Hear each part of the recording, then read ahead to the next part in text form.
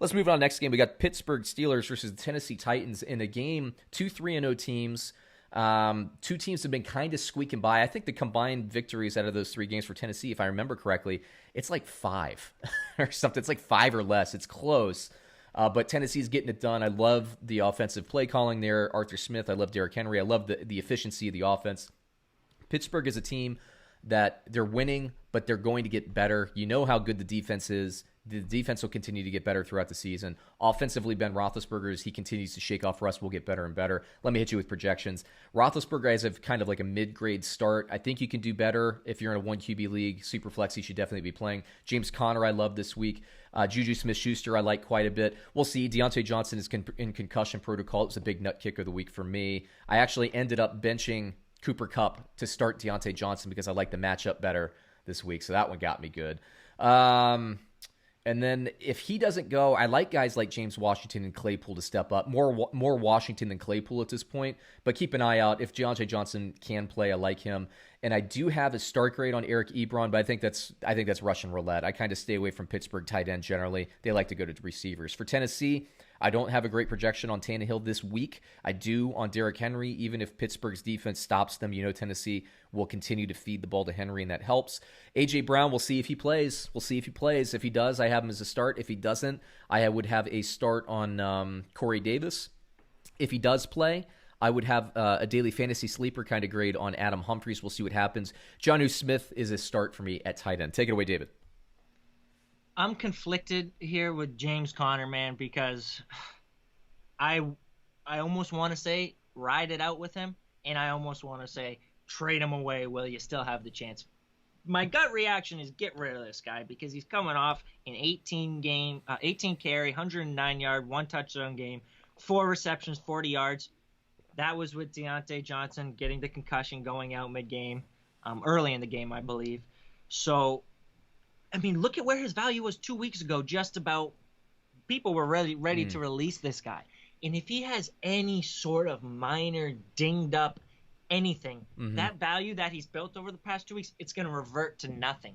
Like right now, you've got a sell window where there are teams out there who need running backs. There are a lot of fantasy teams out there who need a running back with a pulse. Never mind a running back with a pulse, a top 12 running back right now with a pulse. So he's playing well. He's healthy. He's got a Tennessee matchup who is all right. We like to think Tennessee's a really good defense, but they're struggling right now.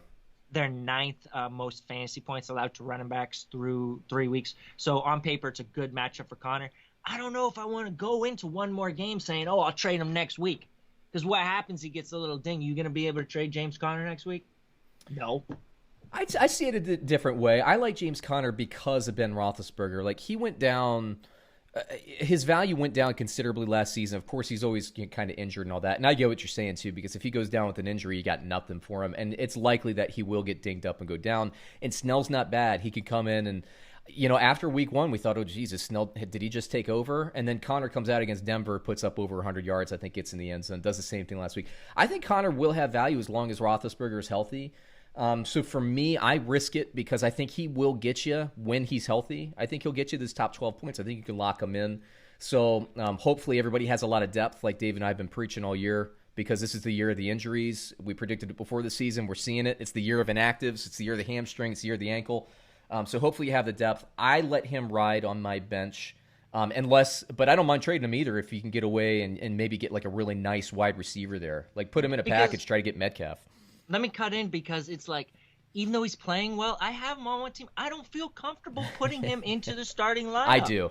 I don't. I just don't. I have, in that league, I believe, Kenyon Drake. I also have J.K. Dobbins, Gibson, Swift, and James Robinson. Like, Connor ain't going anywhere even near my flex spot. I'll play Gibson and Dobbins over him just because I don't want to get, like, burned with the offer. I mean, if you have other running back options on your squad and you can get something of value, significant value, Connor, I'm moving on. This could be your last chance. I respectfully disagree. I don't have any problem move on if I can upgrade at wide receiver or something like that, but I'll roll the dice, man. I'll roll the dice all year long, baby. Let's let it ride. James Conner taking me to the house. How do you Give me the sleep ship. Saturday night? How do you sleep Saturday night knowing that guy's in your lineup come Sunday morning? This is my fantasy roster. Everybody that gets on my fantasy team gets injured. So I'm used to it. For the last 25 years, if I drafted you, you get injured. That's how it works with me. So I'm used to it, David. I'm used to the turmoil. Let me hit you with the line here. We got Pittsburgh +1 according to Bovada versus Tennessee. Who do you got? That's a tough one. Yeah. Because both teams are playing well right now, but not really blowing it out of the water. Not filling their potential, but playing well. I completely agree with that. I flip a coin, man. I guess give me the points and the home team technically. What is that? The Titans? Titans. Well, Titans are -1 and the home team. So which way are you going there? You gotta make it. I was ready to make my pick. Coin flip. Coin flip. Sometimes you gotta leave it to the coin. You don't have to have a take on everything and a decision on everything. I don't have a decision yet. I'm gonna give you Tennessee just because I picked or I am picking Pittsburgh. When I wrote down the score prediction, I wrote down 24-24. And I made up my mind before looking at the line that whoever's getting the points, that's where I was going. Seriously, I think both of these teams, they're going to be playing late into the season. They'll get into the playoffs. I think both are good. Both can get even better than they're playing right now. So I'm just going to take the points. It's just that simple. I would never wager on this game. I'm going to have fun watching this. I'll make sure I watch one of these games and probably put a reaction video up.